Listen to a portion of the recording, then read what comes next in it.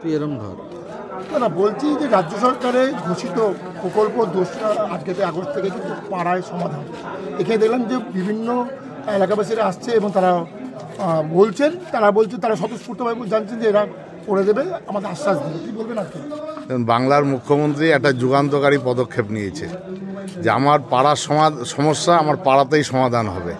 এর আগে অনেক মুখ্যমন্ত্রীকে দেখেছি, নাট্যকার মুখ্যমন্ত্রী দেখেছি, ব্যারিস্টার মুখ্যমন্ত্রী দেখেছি, কিন্তু এরকম সাহসী পদক্ষেপ আজ পর্যন্ত কেউ নেয়নি যে আমার পাড়ার কোনো সমস্যার জন্য আমি পৌরসভা পর্যন্ত দৌড়াবো বা এসডি অফিসে দৌড়াবো। সেটা মুখ্যমন্ত্রী চেয়েছেন পাড়ার সমস্যা পাড়াতেই মিটবে।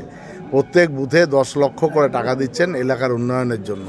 যে কোনো কারোর লাইট লাগবে, এলাকায় কোথাও শৌচালয়ের প্রয়োজন, কোথাও ড্রেনের প্রয়োজন, যে কোনো সমস্যার জন্য এই 10 লক্ষ টাকা, 80,000 বুথ বাংলায়, 80,000 বুথ অর্থাৎ 8,000 কোটি টাকা।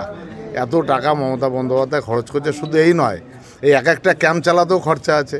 এই 8,000 কোটি টাকার বাইরে এই 3 মাস ধরে ক্যাম্প হবে। এই আধিকারিকদের যাওয়া আসা, গাড়ি খরচা, ক্যাম্পের খরচা, অনেক খরচ। মুখ্যমন্ত্রী বাংলার মানুষের জন্য এতটা ভেবেছেন, তাই জন্য মুখ্যমন্ত্রীকে ধন্যবাদ জানাই যে এরকম একটা পদক্ষেপ নেওয়ার জন্য।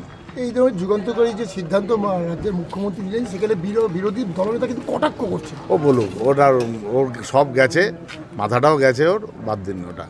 এখন একটা যারা মানসিক চিকিৎসা করে, এরকম একটা চিকিৎসকের প্রয়োজন ওর মানসিক চিকিৎসা করার জন্য।